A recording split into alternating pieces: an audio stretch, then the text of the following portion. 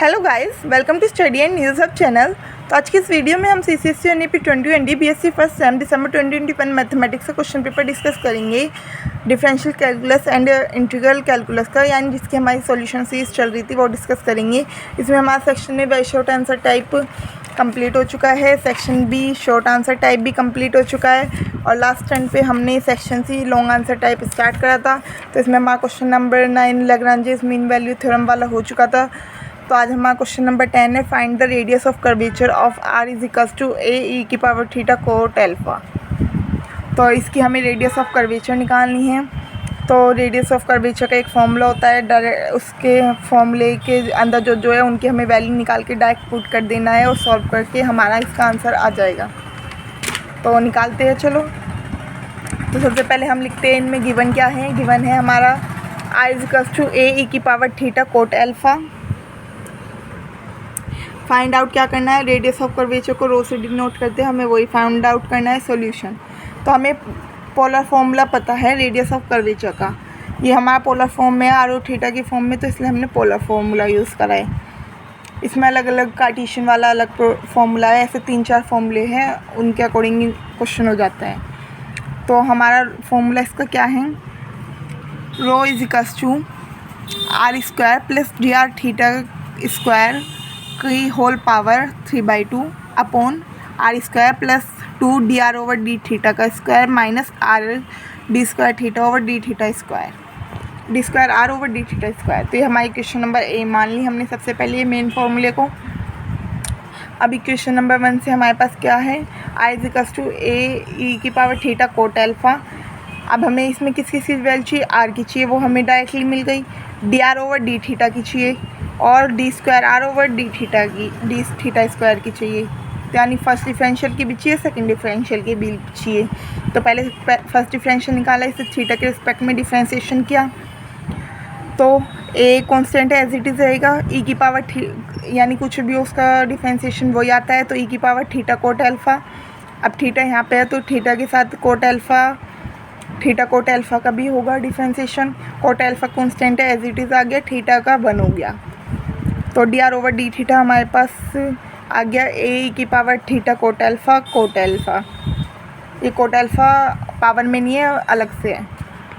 तो ये हमारा क्या बन गया, क्वेश्चन 1 से आर की वैल्यू बन गया। तो डी आर थीटा हमारा, D R over D theta क्या आ गया हमारा, R cot alpha, equation number 2। अब ऐसे ही हमें सेकेंड डिफरेंशिएशन निकालना है, तो इसका हमने यूज़ करा। ये अगेन डिफरेंशिएशन के लिए D square R over D theta square equals to A as it is,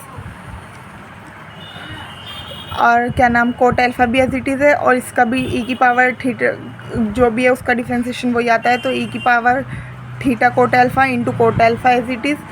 अब इसका फिर से करेंगे, कोट एल्फा आ गया दोबारा से। ये कोट एल्फा पहले वाला है और एक बार दोबारा डिफरेंशिएशन करा उसका आया, ठीक है ना। तो अब ये फिर से हमारा क्या बन गया, आर, और जो ये कोट एल्फा और इंटू कोट एल्फा हो गया कोट स्क्वायर एल्फा। तो D square R over D theta square की भी वैल्यू आ गई हमारे पास। आर को हमने 1 माना था, D R over D theta को 2 मान लिया, D square R over D theta square को 3 इक्वेशन मान लिया। इक्वेशन ए से हम इसे थोड़ा बड़ा सा लिख दिया फॉर्मूला हमने, ताकि एग्जामिनर को अच्छे से दिखे अब, क्योंकि हम इसमें फिर वैल्यू पुट करेंगे। तो rho is equals to R square plus D R over D theta का स्क्वायर का whole power 3/2 over I square plus 2 D R over D theta square minus R D square theta over D theta square. तो इसमें हमने value put करेंगे।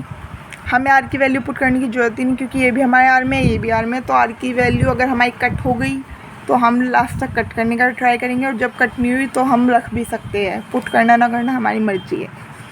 तो R square as it is आ गया, D R over D theta की जगह क्या आ गया, आर कोट एल्फा का स्क्वायर की पावर 3/2। अब R square as it is, यहाँ पे भी D R over D theta की जगह आर कोट एल्फा आ गया, और D square R over D theta square की जगह आर कोट स्क्वायर एल्फा। तो ये क्या बन गया, R square as it is, ये बन गया R square cot square alpha, इनकी होल पावर 3/2 है ही।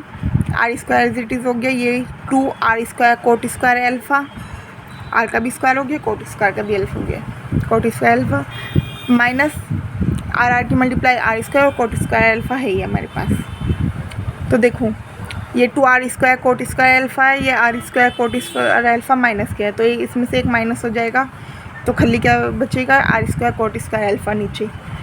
अब ऊपर में से हमने r² कॉमन ले लिया, देखो ऐसे, तो रो इज टू क्या आ गया, r² ब्रैकेट में 1 प्लस कोट स्क्वायर अल्फ़ा, और इनकी होल पावर है 3/2, और नीचे क्या बचा हमारे पास, r² plus r² coat square alpha.